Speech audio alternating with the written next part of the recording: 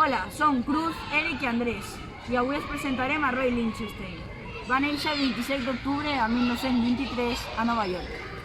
Els seus ídols van ser Rembrandt, Honor Daumier i Picasso. Lichtenstein es va empezar a allunyar-se de les seves obres artístiques inspirades en els còmics al voltant de 1966. Les seves brillants pintures van ser inspirades per imatges de còmics. Va crear pintures gravant dibuixos i escultures plenes de vida i humor ensenyós. Va obtenir Belles Arts al 2020 amb Corona. Adéu-siau! Hola, bon dia o bona tarda. Jo soc la Nayelis i aquestes són les meves companyes Elisabet i Mia. I avui us anem a parlar de l'artista japonesa Yayoi Kusama, nascuda el 22 de març del 1929 en Matsumoto, Nagano. Al llarg de la seva carrera ha treballat amb una gran varietat de mitjans incloents: pintura, collage, escultura i art.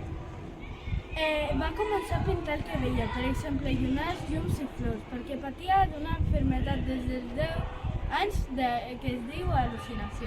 Algunes de les seves obres són Watching the Sea, Infinity Mirror i Infinity Mirror Room. Altres són Mushroom i Dots.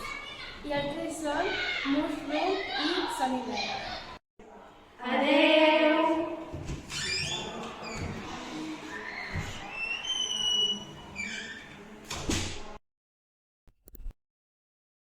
Hola, som la Nicole i la Diamant i avui us anem a explicar la vida de Paul Sinat.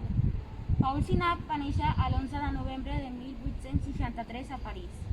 Va ser un pintor neoimpressionista famós per al seu desenvolupament. Una de les seves curiositats és que ell no pinta amb pincel, ell pinta amb els dits.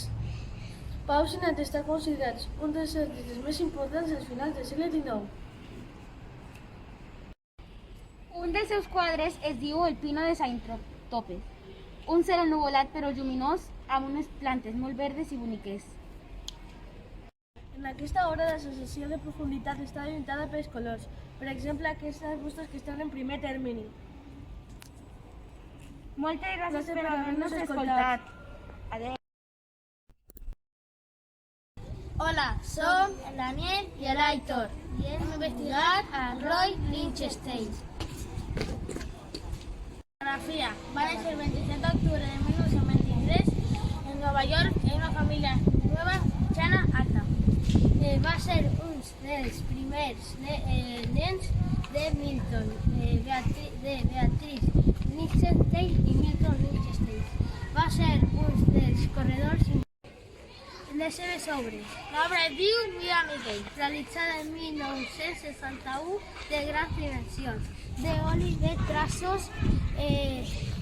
traços, va ser important per a Lichtenstein. Hem fet altre quadre i es diu Guam, considerada pels crítics de l'art una de les obres més importants. Aquesta pintura va ser creada a partir d'imatges de còmics de guerra. Su èxit no és immediat. Su fill le inspiró a canviar su estil. Tenia una relació complicada amb la expressió abstracta. Hasta aquí la nostra informació de Roy Lichtenstein. Adeu!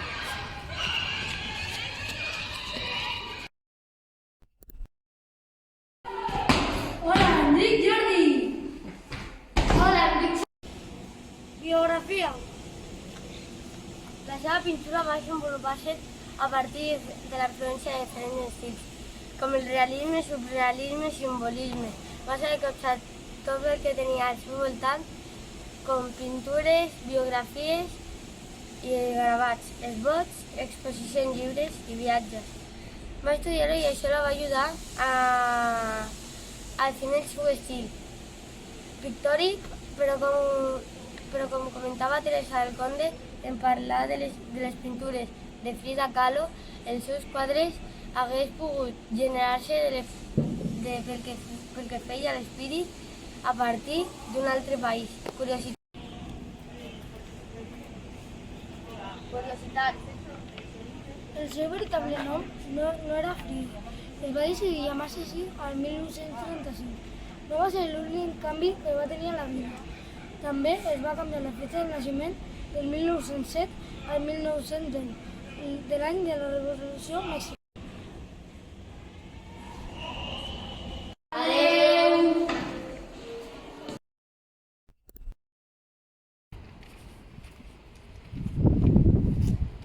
Hola, som la Tara La Faita i la Maria. I avui us explicarem a Paul Signa. Paul Signa va néixer el 11 de novembre del 1863 i va morir el 15 d'agost del 1935. Signac va pertànyer també a un grup d'artistes conegut com a Grup dels 20. Va ser Paul Signac qui va ensenyar a Georgi Seurat la tècnica del puntillisme. Per què pinta? El seu interès científic per la pintura va passar també de punts en joc de pinzellades. Coquetejar amb una estàtica semblant a la del mosaic. En cada pedra té que ser mentalment unida a la següent per entendre el motiu. Adeu!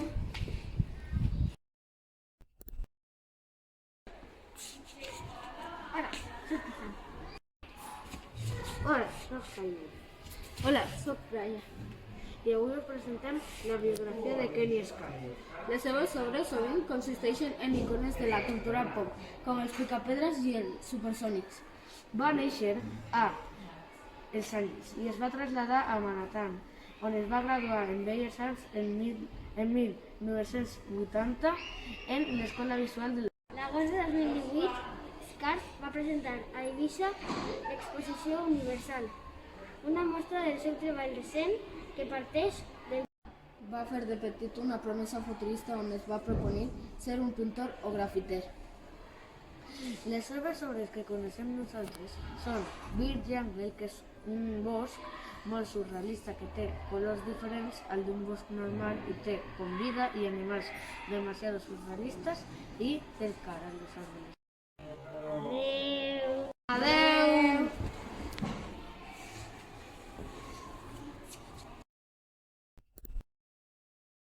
Soc la Jack i avui us vinc a explicar la vida de Jackson Pollock. Jackson Pollock va néixer el 28 de gener a Cody, Wyoming. En 1929 es va mudar a Nova York, on va estudiar amb el pintor Thomas Hart Benton. Jackson Pollock va desenvolupar tècniques com el splashing o el grading i va ser anomenat com a Jack the Draper. Podríem traduir com a Jack el Degotador. Es va casar amb Lee Transner en 1945. El període de 1949 i 1950, Peggy Winkin va ser el seu mecenes. La carrera de Jackson Pollock va ser sobtadament interrompuda quan es va morir en un accident de cotxe a 1956, quan es va estavellar amb un arbre que estava a pocs metres de la seva casa a causa d'intoxicació d'alcohol. Aquesta és tota la informació que us he portat. Espero que us hagi entretingut molt, us hagi agradat molt i espero que li deis molts likes. Adeu! Som la Ruth i la Noelia i avui presentem King Harry. Keith Haring va néixer el 4 de maig de 1958 a Reading i va morir el 16 de febrer de 1990 a Nova York. Fue un artista plástico y activista. Social en Estados Unidos. Va créixer a Cusco, Pensilvània, i l'interessava l'art des de... Curiositats. Molts artistes coneixen a Wendell Díaz a Brodsky, inspirat en ell.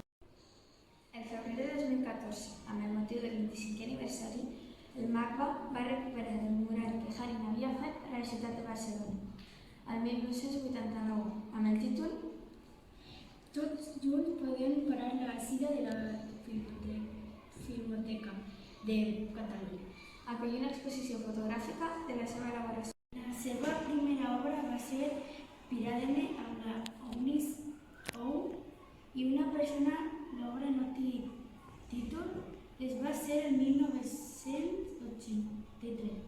La nostra obra preferida es titula Besavis, traduït al català, Els millors amics, i surten 2 persones abraçades.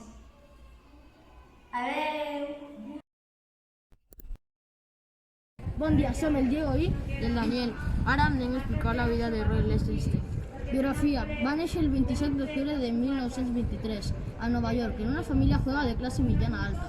Va ser el primer de los dos fills de Milton Beatrice Warner Lichtenstein. Milton Lichtenstein, 1891 a 1946. Va ser un corredor immobiliari de Heath. Beatrice Lichtenstein, 1896-1991, una mestressa que havia estudiat com a pianista. Ella va acompanyar a Roy i a la seva germana Renee a museus, concerts i altres cultures de Nova York. Curiositats. Malgrat tots els seus èxits, hi ha moltes altres coses a dir sobre Lichtenstein i la seva obra, mentre que les seves pintures més icòniques segueixen ser de col·lecció i el seu estil és mundialment conegut avui dia. Molta gent no coneix els seus alts i baixos de la seva carrera des del seu èxit, a la controvèrsia que va causar el seu ús de tires còmiques. Val la pena explorar cada detall de la vida de Roy Lichtenstein. Inspiració. Les seves brillants pintures van ser inspirades per imatges de còmics d'anuncis, en un estil que imita la reproducció de diaris impresos. Mira, amic, realitzada en 1961. Aquest sòlid de llet de traços imitatius va molt paral·lel, ja que va fins a aquest moment. Gràcies per escoltar-nos. Adeu!